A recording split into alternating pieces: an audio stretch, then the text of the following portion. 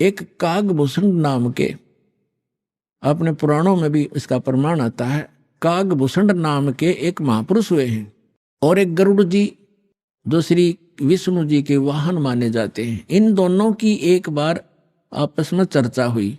कागभूषण कैसे हैं, उनका बाकी का शरीर मनुष्य दृश्य है, लेकिन चोंच और ऊपर का हिस्सा जो मुंह है वो कौवे का है, उसको कागभूषण कहते हैं। इन दोनों की आपस में एक बार चर्चा हुई और कागभूषण से गरुड़ जी ने पूछा, हे भूषण जी, आपके पास बैठने से मुझे बहुत शांति मिलती है। आपने ये जो भक्ति विधि और ये अमरत्व, क्योंकि कागभूषण जी की काफी लंबी आयु हो गई है, काफी प्रलय उसके सामने हो चुकी हैं, अभी भी वो विद्यमान है। तो उसके लिए पूछा कि आपको ये कैसे प्राप्त हुई। तब कागभूषण ने कहा कि एक लंबी कहानी है गरुड़ जी। मैं एक बार 20 वर्ष की उम्र थी मेरी और एक भयंकर अकाल गिर गया। हम भाई बहन थे, मेरे से छोटे मेरे भाई बहन थे। उस अकाल के दौरान वो भूख सहन नहीं कर सके, उनकी मृत्यु होगी। मेरे माता पिता की भी मृत्यु होगी, वो भी भूख सहन नहीं कर सके। मैं युवा था, जिस कारण से मैं उस अकाल को झेल कर माता पिता और परिवार के नाश होने के बाद उस क्षेत्र को छोड़कर मैं अवंत का नगरी में चला गया। वहां अकाल नहीं था। उससे पहले मेरे असंख्य जन्म चले गए, मनुष्य जीवन मैंने बर्बाद कर दिए, कभी मैंने भक्ति नहीं की, क्योंकि वो पिछले जन्म मुझे अब मेरी दिव्य दृष्टि खुल जाने से नजर आ रहे हैं कि पिछले मानव शरीर मैंने कैसे बर्बाद किए थे। तो बता रहा कि पिछले जन्म मैंने बहुत नाश कर दिए और एक जन्म जो मेरा हुआ, माता पिता मर गए भूख से तड़प कर, मेरे भाई बहन मर गए भूख से तड़प कर। कैसा ऐसी खिली फुलवाड़ी थी हमारे घर की, सारे भाई बहन खुशी खुशी रहते थे और एक वर्ष में ऐसी जुल्म गिर गया, ऐसा कहर टूट गया, हमारा नाश हो गया। मैं सोचने पर विवश हो गया कि ये क्या जीवन है।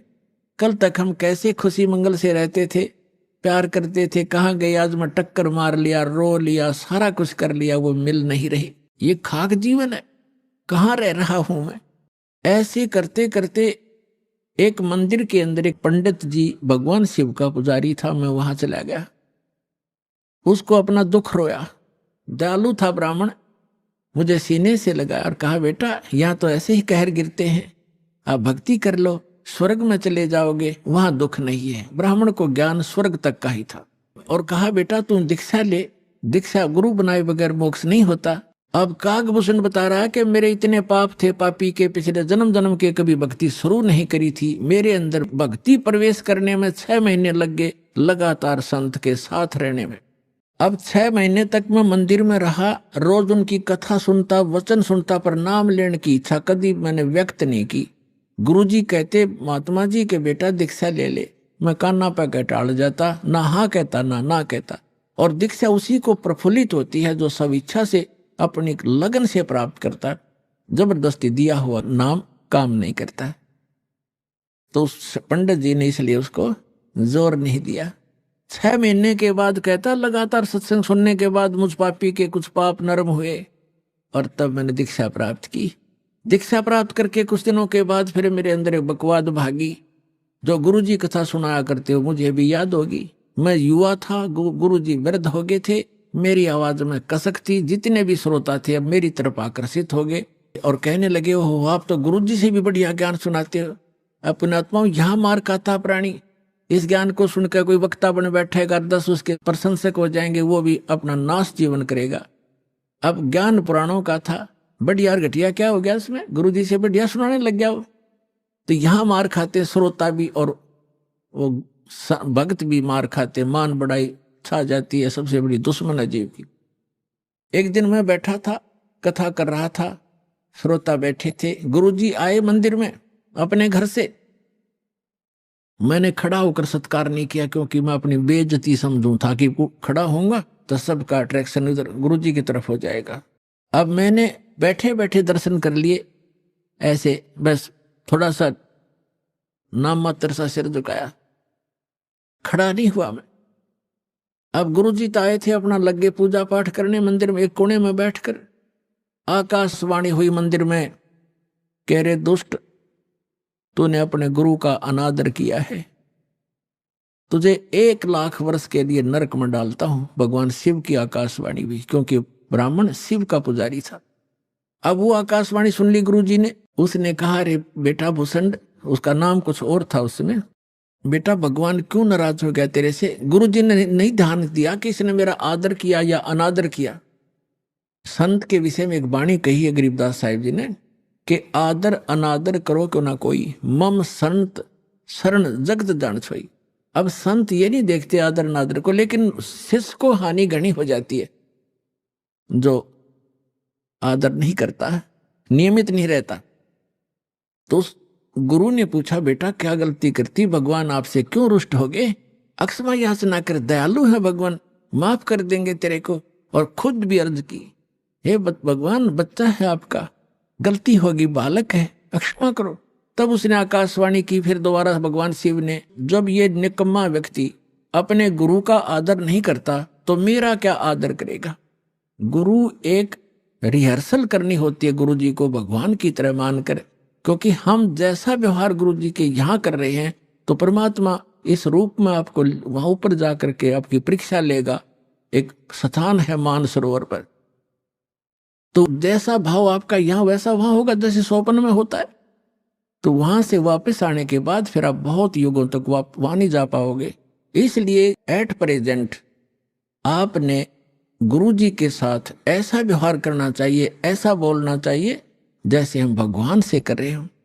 तो इस प्रकार ना करने से तब उसने कहा कि जिसने आपका अनादर किया, आपका नहीं मेरा अनादर किया, इसको 1,00,000 वर्ष तक नरक में डालूंगा। फिर काफी समय तक हाथ जोड़े रहा ब्राह्मण, आपका बच्चा है, बख्श दो दाता, बालक है, गलती होगी, अरे तो भी मांग माफी, बच्चे मांगी माफी मांग। लेकिन फिर आकाशवाणी हुई कि मेरा वचन ना खाली जाई, यम के लोग चलो रे भाई। अब कागभूषण कहता है कि मेरी मृत्यु होगी, मैं नरक में डाल दिया गया 1,00,000 वर्ष तक। लेकिन थोड़ी बहुत जो कलम चढ़ी थी, थोड़ी बहुत भक्ति प्रारंभ की थी प्राथमिक, उसका लाभ मिला। अगले जन्म में मुझे मनुष्य जीवन मिला, 1,00,000 वर्ष नरक भोग गए। मनुष्य जीवन मिला तो मैंने एक लोमस ऋषि के साथ वाद विवाद कर दिया। उसने मुझे श्राप दे दिया, अरे चंडाल, तो चंडाल के घर जन्म हो तेरा, तो वाद विवाद करता है। तो काकभूषण कहता है कि गुरु जी मैंने दुख नहीं माना संत के उस कुवचन का, और उसने श्राप दे दिया। मैंने हाथ जोड़ कर ये कहा कि हे महर्षि जी, दास पर गलती बन गई, मैं नीच व्यक्ति हूँ, मैं कर्महीन हूँ, तभी तो ऐसी भाषा में आपके सामने बोल गया, मेरा दुर्भाग्य था। एक दया करियो दयालु कि मैं किसी जन्म में चाहे चंडाल का पैदा हूं पर भगवान की भक्ति ना भूल पड़े, ये दया करते मुझे। तो ये आशीर्वाद दे दिया लोमस ऋषि ने। तो सारी कथा बताता है कि फिर मैं क्या हुआ, एक काग के घर जन्म हुआ मेरा। जैसे ब्रह्मा जी हैं, इनका हंस वाहन है, और हंस के साथ एक हंसनी कंपलसरी होती है।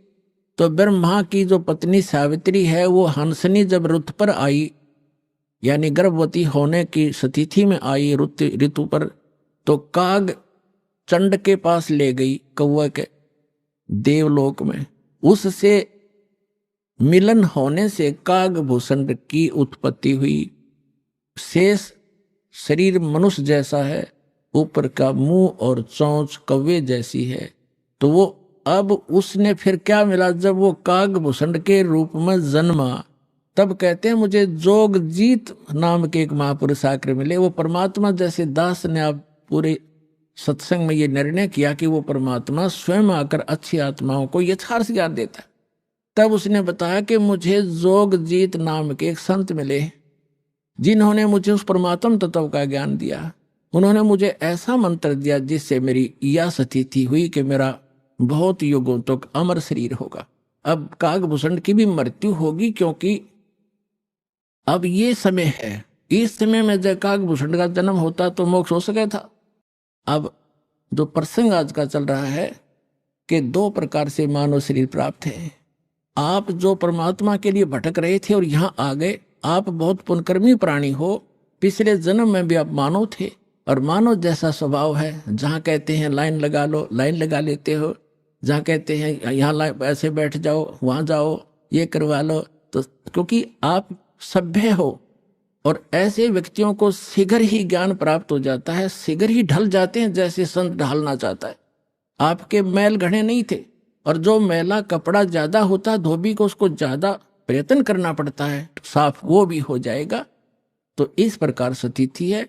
जो दूसरी टाइप के व्यक्ति हैं उनके ऊपर भी रजा होगी, क्योंकि जगह जगह भगवान की चर्चा चल रही है, टीवी चल रहे हैं। एक ही घर में 4 सदस्य हैं, 3 ने नाम ले लिया, एक सुनता भी नहीं, तो वो मनुष्य योनि से आया हुआ प्राणी नहीं है, को पूर्व संस्कार से जुड़ गया। लेकिन धीरे धीरे जब सारे परिवार लग रहा है, परमात्मा की वाणी चलती है, उस पर उस वाणी का भी असर होगा। और आज पूरा विश्व परमात्मा के चरणों में एक बार आएगा और सबका कल्याण होगा, चाहे किसी प्रकार जन्म हुआ हो।